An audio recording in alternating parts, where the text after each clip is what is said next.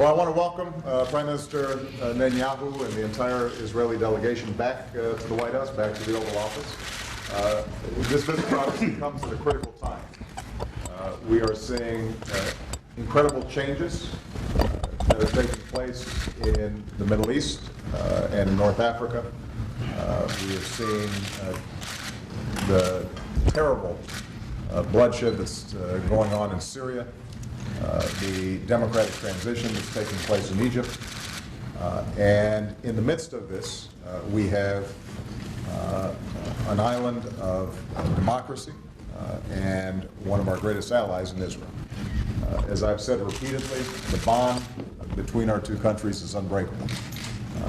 My personal commitment, a commitment that is consistent with the history of other occupants of this Oval Office, our commitment to the security of Israel is rock solid. And as I've said to the Prime Minister in every single one of our meetings, the United States will always have Israel's back when it comes to Israel's security. This is a bond that is based not only on our mutual security interests and economic interests, but is also based on common values and the incredible people-to-people contacts that we have between our two countries. During the course of this meeting, we'll talk about the regional issues that are taking place, and I look forward to the Prime Minister sharing with me his ideas about how we can increase the prospects of peace and security in the region. We will discuss the issues that continue to be a focus of not only our foreign policy, but also the Prime Minister's, how we can potentially bring about a calmer set of discussions between the Israelis and the Palestinians and arrive at a peaceful resolution to that long-standing conflict. It is a very difficult thing to do in light of the context right now, but I know that the Prime Minister remains committed to trying to achieve that. And obviously, a large topic of conversation will be Iran, which I devoted a lot of time to in my speech to AIPAC yesterday, and I know that the Prime Minister has been focused on for a long period of time.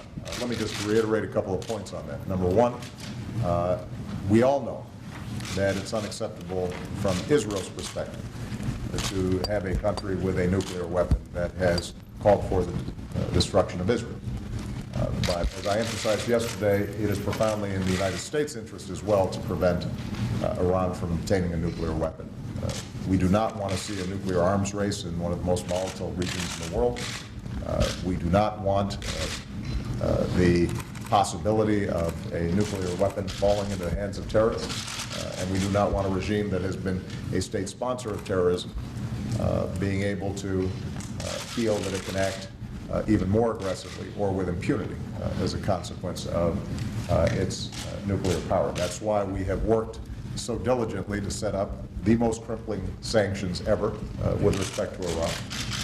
We do believe that there is still a window that allows for a diplomatic resolution to this issue, but ultimately the Iranian regime has to make a decision to move in that direction, a decision that they have not made thus far.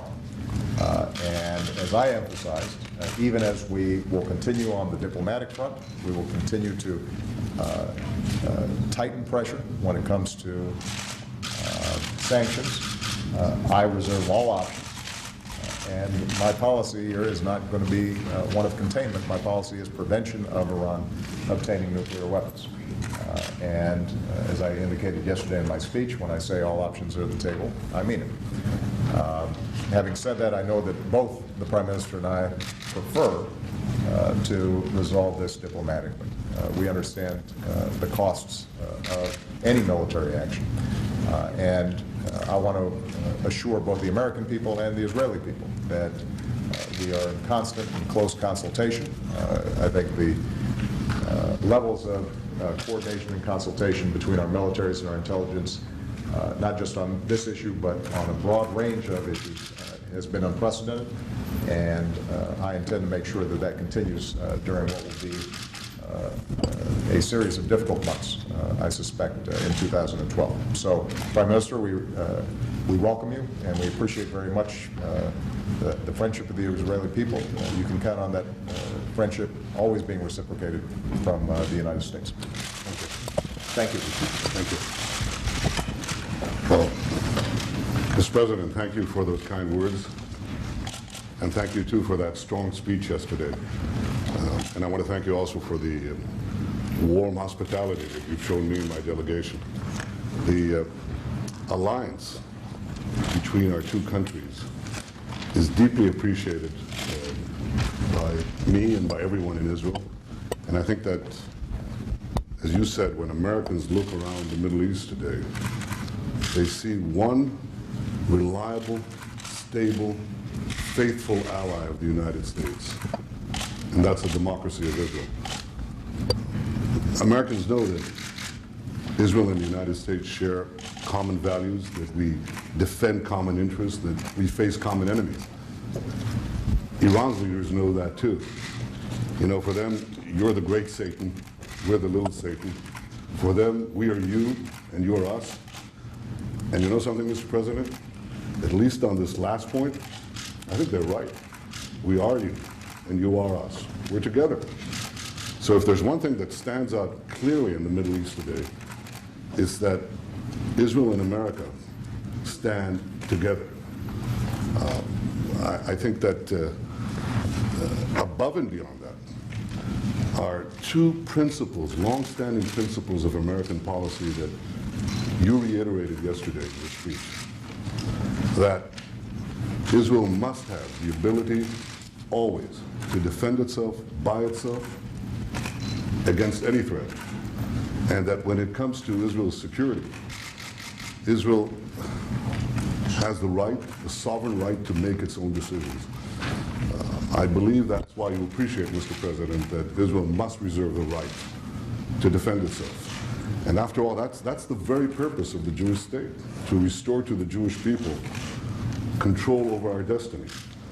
And that's why my supreme responsibility as Prime Minister of Israel is to ensure that Israel remains the master of its fate. So I thank you very much, Mr. President, for your friendship, and I look forward to our discussions. Thank you, Mr. President. Thank you.